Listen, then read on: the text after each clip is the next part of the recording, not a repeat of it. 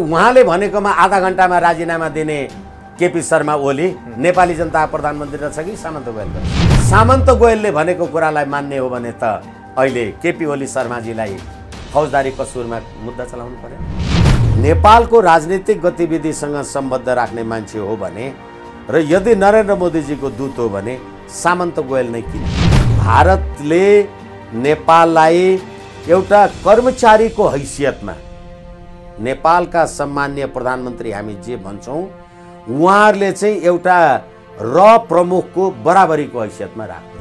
3-3 घण्टासम्म एउटा उपसचिव स्तरको मान्छेसँग यो देशको सम्प्रभु सत्ता सम्पन्न देशको प्रधानमन्त्रीको के कुरा नेपाली जनताले थाहा पाउनु पर्यो। सामन्त गोयल र सम्माननीय प्रधानमन्त्री केपी शर्मा ओलीको फोटो बराबरी राखेर देखाउँछन् त यो देशका सञ्चार माध्यम।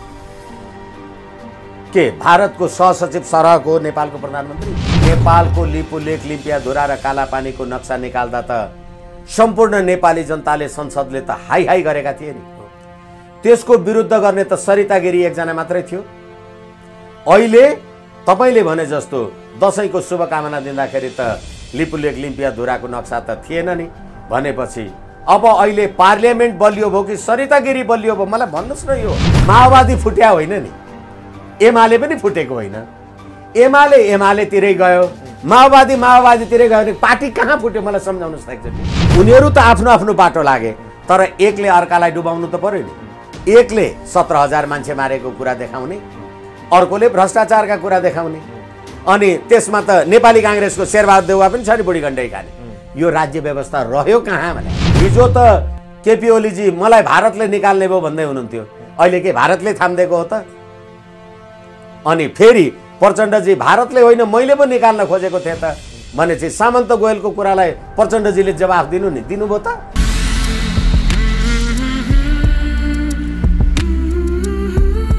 आदरणीय दर्शक महानुभाव नमस्कार। तपाईँ यति बेला हेर्दै हुनुहुन्छ pnpkhabar.com र साथमा म रोशन घाटी उपस्थित भएको छु। पछिल्लो समय भारतीय गुप्तचर संस्था रका प्रमुखले नेपालका सम्माननीय प्रधानमन्त्री केपी शर्मा ओलीलाई भेटिसके पछाडि नेकपा भित्र फेरि किचलो सुरु भएको छ र त्यो किचलो अहिले उग्र रूप लिएर आएको छ। केही दिन अगाडिको भेटमा प्रचण्ड र ओलीले पार्टी फुटाएर अगाडि बढौँ भनेर प्रचण्डले अभिव्यक्ति दिएका छन् र यता ओलीले भने प्रचण्डज्यूले प्रधानमन्त्री पद माग्नुभयो भनेर अभिव्यक्ति दिँदै आएका छन्। अहिले पार्टी कसरी मिलाएर अगाडि बढ्ने भनेर दोस्रो तहका नेताहरूले रस्साकस्सी गरे पनि पार्टी फुट्ने भनेर आवाज उठिरहेको छ। यिनै विषयमा आज हामीसँग कुराकानी गर्नको लागि वरिष्ठ अधिवक्ता विष्णु भट्टराई हुनुहुन्छ। नमस्कार, स्वागत छ सर। हजुर नमस्ते, धन्यवाद। जसरी पछिल्लो समय रका प्रमुखले सम्माननीय प्रधानमन्त्री केपी शर्मा ओलीलाई मध्यरातमा भेटे, यसले नेकपा भित्रको विवादलाई चर्काएर लगेको छ, यसलाई कसरी हेर्नु भएको छ? धन्यवाद। पहिलो कुरा त रका प्रमुखले यतिखेर रका प्रमुख नेपाल किन आए? हामीले लिपुलेख लिम्पियाधुरा र कालापानीको सहितको नेपालको नक्सा निकाल्दाखेरि देखि नै भारतसँगको जुन प्रकारको एउटा विवाद हो अथवा चिसोपना जे थियो र यो विषयमा कुरा गर्नलाई जहिले पनि भारतीय तर्फबाट यो कोरोना महामारीको कारणले गर्दा त्यसपछि भनेर भनियो र गर्दा गर्दै कोरोना महामारीको पनि वर्ष दिन भयो हुन लाग्यो र यो बीचमा भारतका तर्फबाट धेरै उच्च पदस्थ कूटनीतिज्ञ राजनीतिक मानिसहरू संसार भ्रमण गर्नु भएको छ। तर यतिन्जेलसम्म नेपालमा किन कुनै एउटा उच्च स्तरीय कूटनीतिक भ्रमण भएनन् र अहिले तपाईले भन्नुभए अनुसार रका प्रमुख सामन्त कुमार गोयल नेपाल आउनुको कुरामा यो धेरै सन्देहास्पद कुरा छ। पहिलो कुरा त सामन्त गोयल कुनै कूटनीतिक व्यक्तित्व हुनुहुन्न। उहाँ एउटा नेपालको राष्ट्रिय अनुसन्धान विभागको प्रमुख सरह, भारतको पनि एउटा सहसचिव लेभलको मान्छे हुनुहुन्छ। तर उहाँ आएको कुरामा अस्ति कार्तिक 5 गते बुधबारका दिन उहाँ आउनुभएको कुरा हो र उहाँ आएको कुरामा परराष्ट्र मन्त्रालयलाई थाहा छैन भनियो आम सञ्चारमा। तर डाक्टर राजन भट्टराईले भने परराष्ट्र मन्त्रालयलाई पनि जानकारी छ, सबै नेताहरूलाई जानकारी छ भनेर अभिव्यक्ति दिनुभयो नि त। त्यसैले म निवेदन गरिसकौँ अलिकति। र त्यसै गरेर सेनाको प्रवक्ताले पनि थाहा छैन भन्ने आम सञ्चारमा आयो। राष्ट्रिय अनुसन्धान विभागको व्यक्तित्वले भने होइन निजी काममा आउनुभएको हो भने। मैले यो कुरा यहाँलाई यस कारणले निवेदन गर्दैछु, एउटा खुफिया गुप्तचर संस्थाको प्रमुख आउँदाखेरि यत्रो प्रचार किन हुन्छ? उहाँ कूटनीतिक मान्छे हो, गोप्य तरहबाट हुने हो कूटनीतिक यो खुफिया कुरा त। तर उहाँ चाहिँ सेनाको सैन्य जहाज लिएर 4-4, 5-5 जना मान्छे लिएर आउनु भएको छ। किन हल्ला भयो?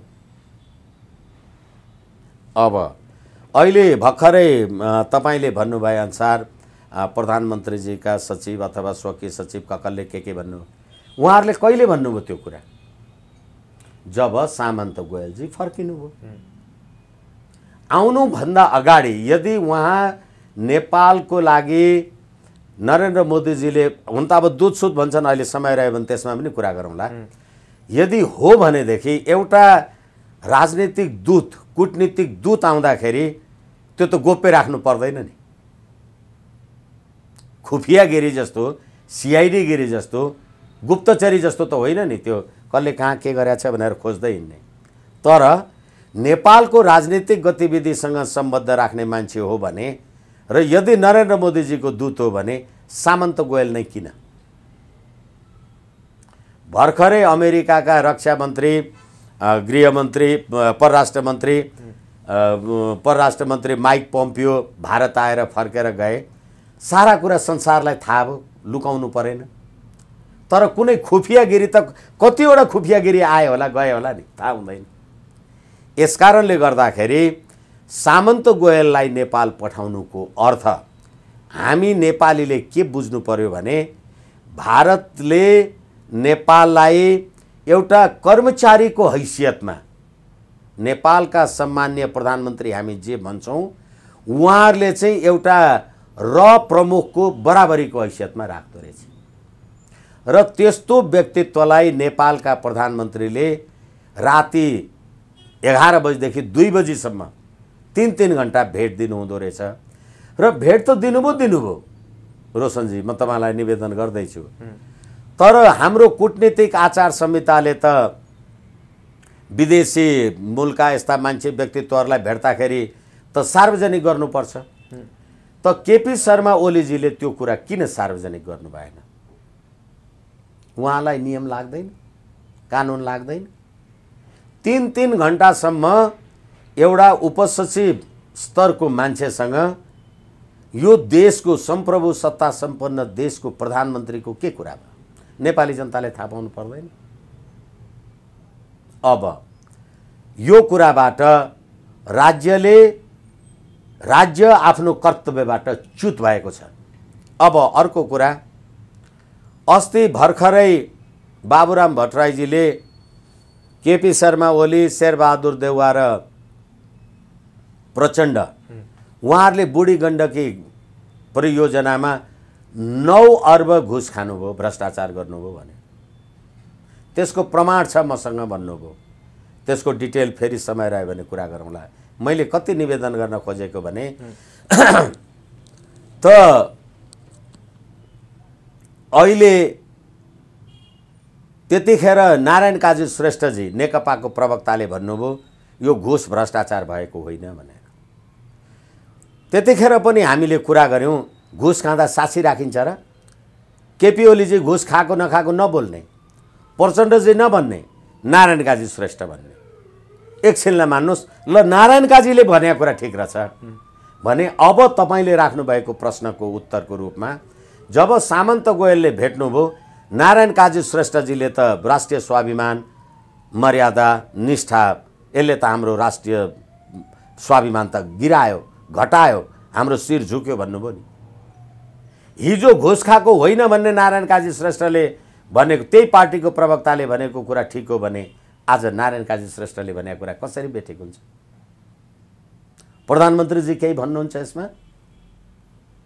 अनि तपाईँले भने जस्तो जब सामन्त गोयलजी फर्केर जानुभयो अनि सामन्त गोयलले म दूत हुँ नभन्ने, नरेन्द्र मोदीजीले मैले दूत पठाएँ नभन्ने, अथवा भारतको कुनै पनि जिम्मेवार राजनीतिक कूटनीतिक निकायले मैले पठाएँ नभन्ने, त्यो त प्रधानमन्त्री ओलीलाई थाहा थिएन।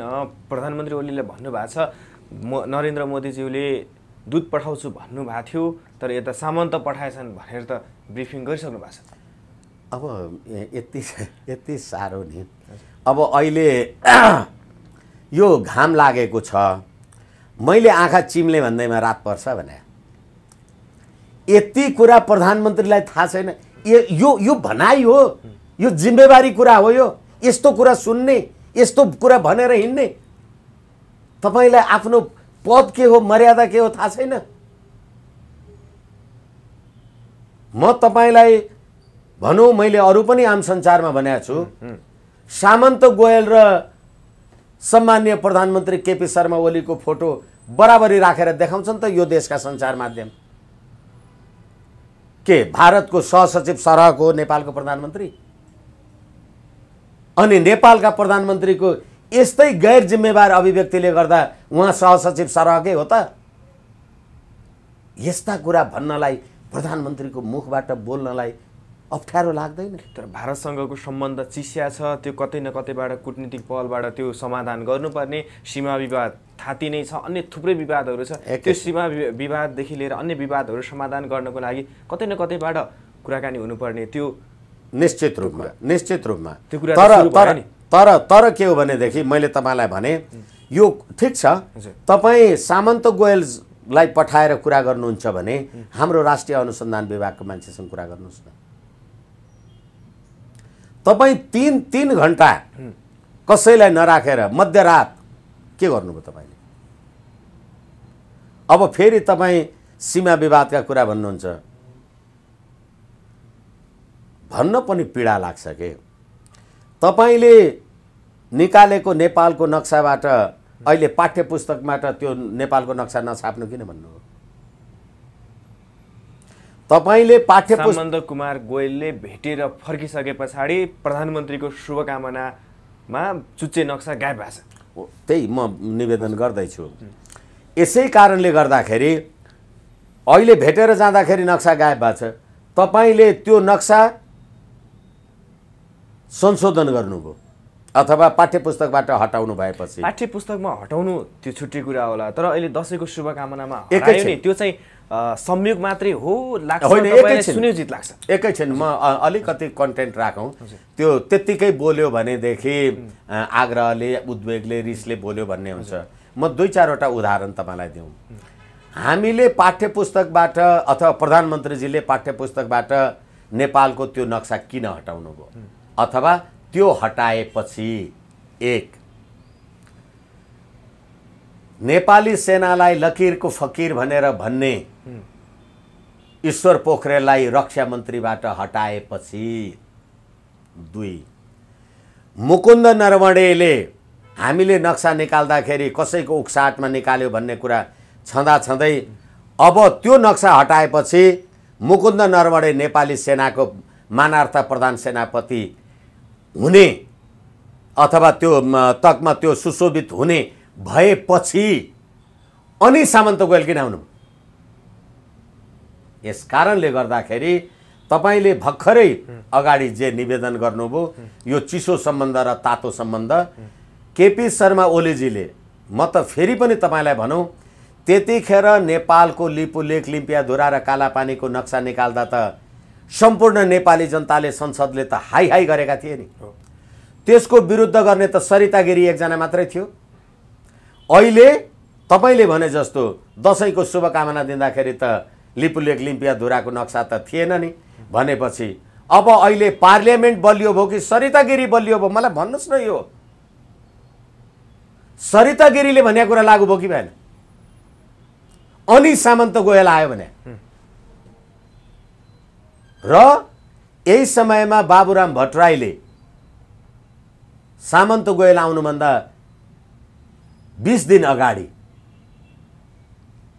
गोर्खामा केपी शर्मा ओली, बाबुराम भट्टराई र शेरबहादुर देउवाले बुढी गण्डकी परियोजनामा 9 अर्ब भ्रष्टाचार गरे र त्यसको सबुत मसँग छ भनेपछि अनि सामन्त गोयल किन आयो? हिजो त उहाँहरूलाई कोरोना थियो, अहिले कोरोना किन भएन?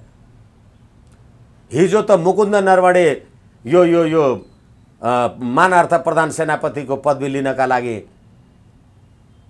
कोरोना थियो, अहिले किन भएन?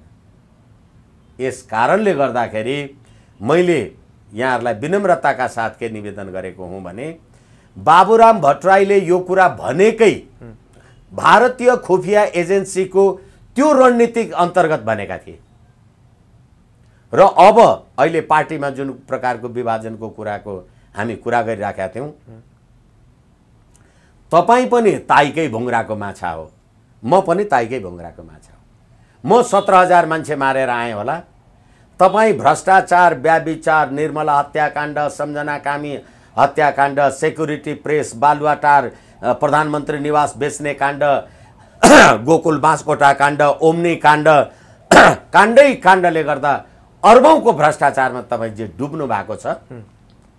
अब प्रचण्ड सत्य निरूपण तथा मेलमिलाप आयोग अन्तर्गत 17,000 मान्छे मारेका अपराधीको रूपमा कार्यवाही हुनुपर्छ र भ्रष्टाचारको अनन्त अपराध गर्ने केपी ओली सरकार, केपी ओली लगायतका जो त्यो भ्रष्टाचारमा संलग्न छन्।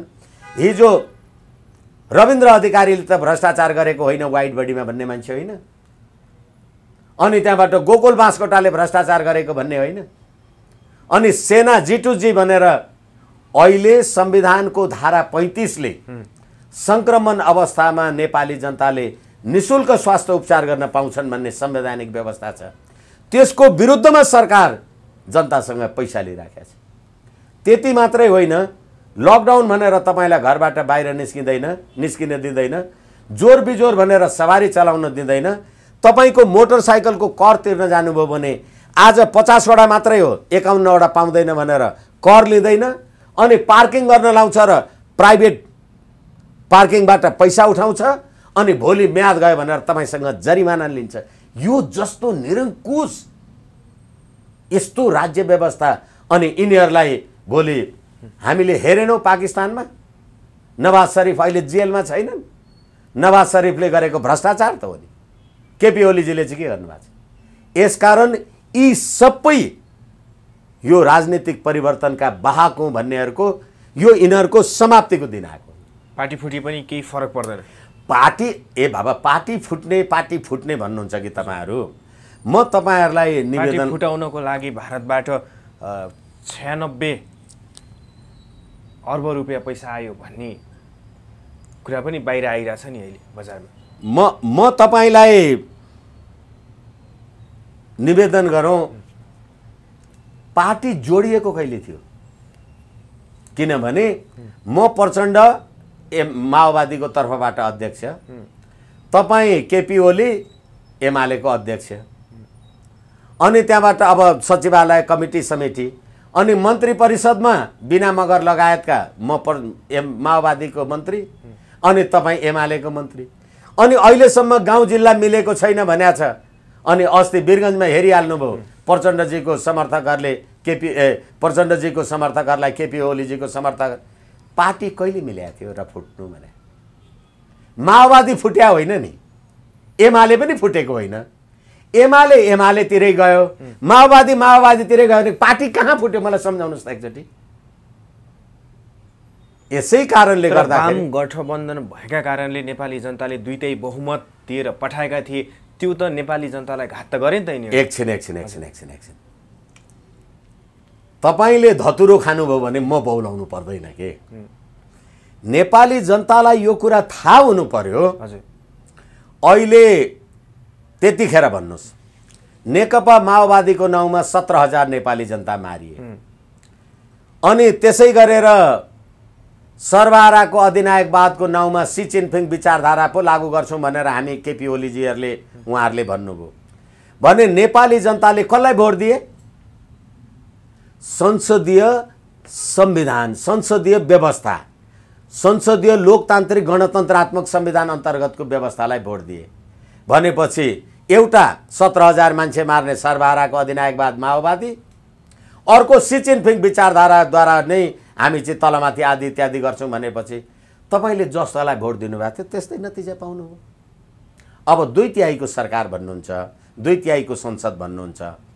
यो 2/3 संसद म तपाईँलाई भन्न सक्दछु एउटा कानुनको विद्यार्थीको नाताले, यो राज्य व्यवस्थाको एक्जिक्युटिभ, लेजिस्लेचर र जुडिसियरी, कार्यकारी, विधायिकी र न्यायपालिका तीनैवटा समाप्त भयो, फेल भयो।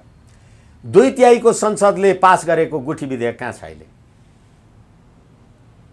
गुठी विधेयक कहीँ देख्नुहुन्छ? अनि नेपाली जनताले तपाईँलाई रोटी र बेटीको नाउँमा नागरिकता बाँड्नु भनेर नागरिकता बाँड्नका लागि पठाएका थिए, त्यो नागरिकता विधेयक कहाँ छ अहिले? अनि हरेक संवैधानिक पदहरूमा नियुक्ति गर्नका लागि त संसदीय सुनवाई हुनुपर्छ भन्थे, अनि मुस्लिम आयोगको मान्छेको नागरिकतै छैन, ऊ चाहिँ मुस्लिम आयोगको अध्यक्ष भएको छ, संसदीय समिति कहाँ छ अहिले? संसदको असफलता मैले तपाईँलाई निवेदन गरेँ। भ्रष्टाचार लगायतका पार्टी फुट्ने र जुट्ने कुरा हामीले कुरा गरिराखेकै छौँ, कार्यपालिका रद्दी भयो, मैले तपाईँलाई निवेदन गरेँ। अब संसदीय सुनवाई अन्तर्गत सर्वोच्च अदालत, न्यायपालिका त छ नि भन्छ। म तपाईँलाई भनौँ, सम्मानित सर्वोच्च अदालतले 2074 8 6 4 गतेका दिन एउटा फैसला गर्यो गुठी सम्बन्धी कुरामा। धर्म संस्कृतिको लोभ भए राज्यको मौलिक पहिचान नि लोभ हुन्छ भनेर सम्मानित सर्वोच्च अदालतले हाम्रो सभ्यता संस्कृति हरायो भने राष्ट्र हराउँछ है भनेर भने। अनि धर्मनिरपेक्षको संविधानको शपथ ग्रहण गरे होइन न्यायाधीशले? फैसला हेर्नुहोस् त।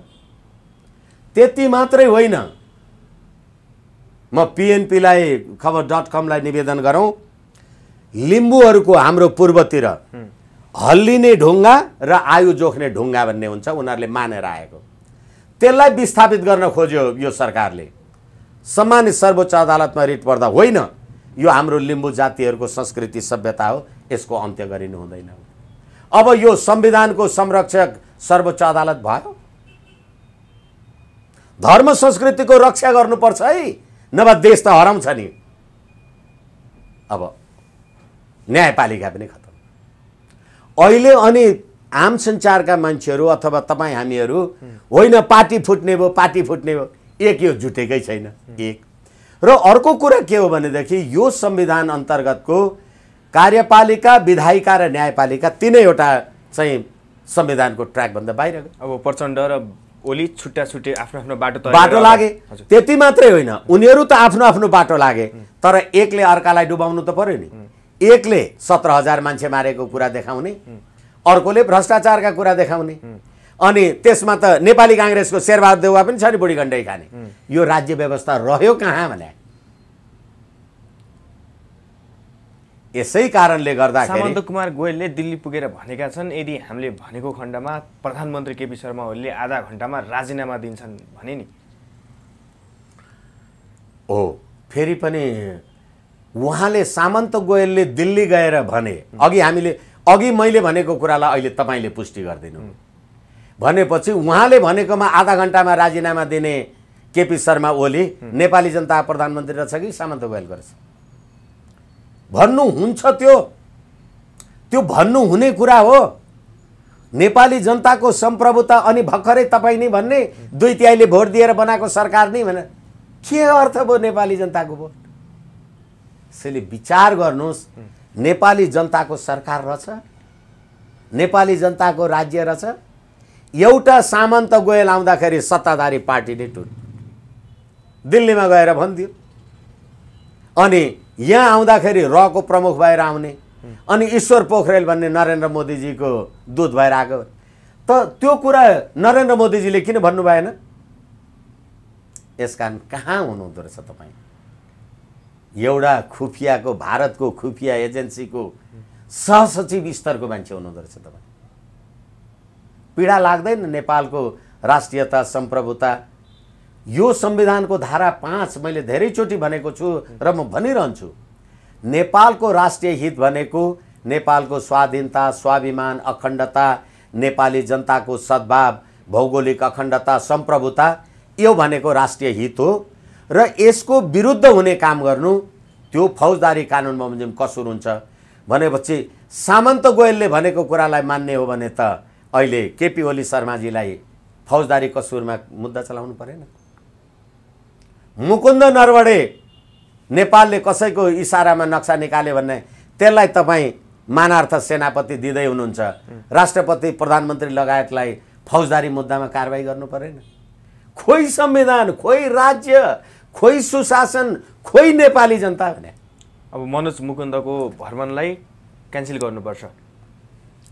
मनोज मुकुन्दको भनाइलाई, भ्रमणलाई क्यान्सल होइन, भनाइलाई तपाईँले जे भन्नुभएको छ क्षमा याचना गर्नुपर्छ।